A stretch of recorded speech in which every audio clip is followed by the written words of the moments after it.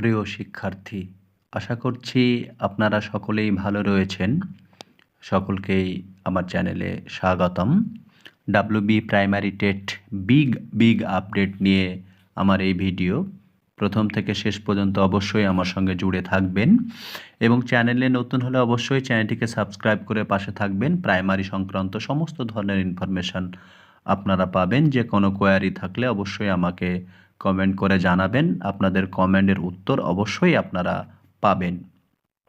তো যে বিষয়গুলো রয়েছে, যে টেট 2023-এর রেজাল্ট কবে হবে, এই নিয়ে পর্ষদ সভাপতি কি বললেন, তারপরে প্রশ্ন ভুল মামলার নিষ্পত্তি কবে হবে 2 নাম্বার বিষয়, 3 নাম্বার বিষয় হচ্ছে ওবিসি মামলার শুনানি কবে, এই সমস্ত বিষয় নিয়ে আজকের আলোচনা।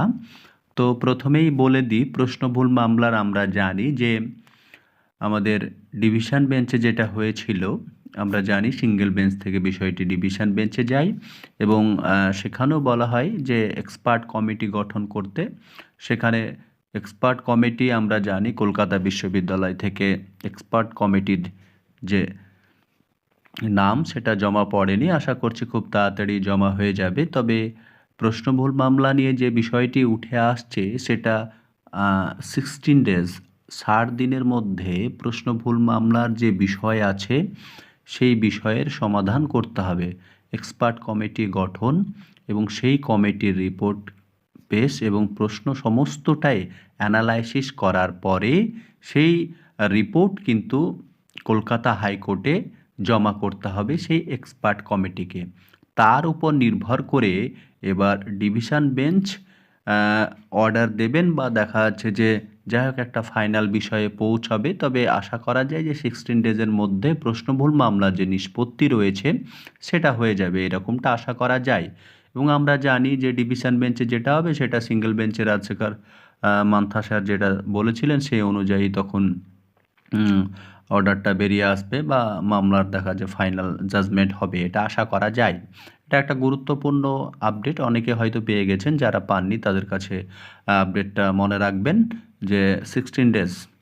তারপরে আরেকটা বিষয় যেটা উঠে এসছে পর্ষদ সভাপতি লাইভে, সেটা খুবই গুরুত্বপূর্ণ শিক্ষার্থীদের জন্য। আমরা জানি যে শিক্ষার্থীরা আপ্রাণ চেষ্টা করছেন এবং লড়াই চালিয়ে যাচ্ছেন। আমরা জানি যে জানুয়ারিতেও একটা আন্দোলনের ডাক দেওয়া হয়েছে, যেখানে ভ্যাকান্সি নিয়ে, যাতে আমরা জানি যে 12,000 মতো বা 12,000-এর বেশি এরকম ভ্যাকান্সি আসার কথা রয়েছে। কিন্তু এই অল্প ভ্যাকান্সিতে এত ক্যান্ডিডেট পাস করেছে, তাতে দেখা যাচ্ছে যে খুব সমস্যা হয়ে পড়বে।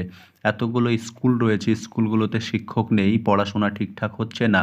সেই জায়গায় 12,000 শিক্ষক খুবই কম হয়ে যাচ্ছে। সেই জন্য আন্দোলন করা হচ্ছে যাতে এই যে ভ্যাকান্সি সেটা মোটামুটি 40 থেকে 50,000 করা যায়। অন্তত 30 থেকে 40,000 করা গেলেও অনেকটা দেখা যাচ্ছে যে অনেক শিক্ষার্থী চান্স পেয়ে যাবে, এটা বলা যায়। এর জন্য এই আন্দোলনে সকলকে রিকোয়েস্ট, যাদের বিশেষ কোনো কাজ না থাকবে এই আন্দোলনে অংশগ্রহণ করা একান্তই দরকার। কারণ সবার এখানে অধিকারের ব্যাপার রয়েছে, জবের ব্যাপার রয়েছে, তাই আন্দোলনে অংশগ্রহণ করা সবাইকে একান্তভাবে দরকার। তাই আপনারা অবশ্যই আন্দোলনে যোগদান করুন। টেট 2023-এর যে লাইভ যে বিষয়টা উঠে এসছে, পর্ষদ সভাপতি বললেন যে প্রশ্ন ভুল মামলার নিষ্পত্তি না হলে দেখা যাচ্ছে যে রেজাল্টে আসা যাচ্ছে না। আমরা যেরকমটা বলেছিলাম যে জানুয়ারিতে রেজাল্ট হওয়ার কথা রয়েছে, তবে টেট 2023-এর রেজাল্ট নিয়েও সংশয় রয়েছে। কেননা প্রশ্ন ভুল মামলার নিষ্পত্তি না হলে টেট 2023-এর রেজাল্ট হওয়া নিয়েও একটা দুশ্চিন্তা রয়েছে। কেননা পর্ষদ সভাপতি চাইছেন না যে নতুন করে আবার জটিলতা সৃষ্টি হোক। কারণ একটা বিষয় মিটে গেলে, নিষ্পত্তি হয়ে গেলে, তারপরেই দেখা যাচ্ছে যে পর্ষদ সভাপতি এও জানিয়েছেন যে তারা যে কোনো সময় ইন্টারভিউ নোটিফিকেশান দেওয়ার জন্য রেডি রয়েছে, সমস্ত প্রস্তুতি কমপ্লিট রয়েছে। শুধুমাত্র এই সমস্ত বিষয়গুলোর জন্যই কিন্তু হয়ে উঠছে না। এমন প্রশ্নভুল মামলা একটা গুরুত্বপূর্ণ বিষয় রয়েছেই, তাতে আবার টেটের রেজাল্টটাও বের করতে পারছে না এই প্রশ্নভুল মামলার জন্য, এরকমটাই কিন্তু বলেছেন। তো এখন বিষয় হচ্ছে দেখা যাক যে প্রশ্নভুল মামলা নিষ্পত্তি কবে হচ্ছে এবং টেটের রেজাল্ট কবে হচ্ছে, তবেই কিন্তু আপকামিং ইন্টারভিউ নোটিফিকেশান বেরিয়ে আসবে।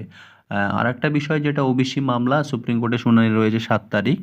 হ্যাঁ, এবার সেখানেও অনেক বলছে যে ওবিসি মামলা এর সঙ্গে জড়িয়ে রয়েছে। তবে একটা জিনিস বলি, অলরেডি অনেক আগেই কলকাতা হাইকোর্ট জানিয়ে দিয়েছে যে ওবিসি মামলা নিয়োগের ক্ষেত্রে কোনো বাধা নয়। কেননা যারা ওবিসি থেকে পাস করেছে তাদের সেই অনুযায়ী, কারণ ওবিসি পরীক্ষা দেওয়া পর্যন্ত এই নিয়ে কারো তো কোনো মাথা ব্যথা বা কিছু নেই। ওবিসি পরীক্ষা, ইন্টারভিউ দিতে পাবে, প্যানেল হবে, সবই হবে।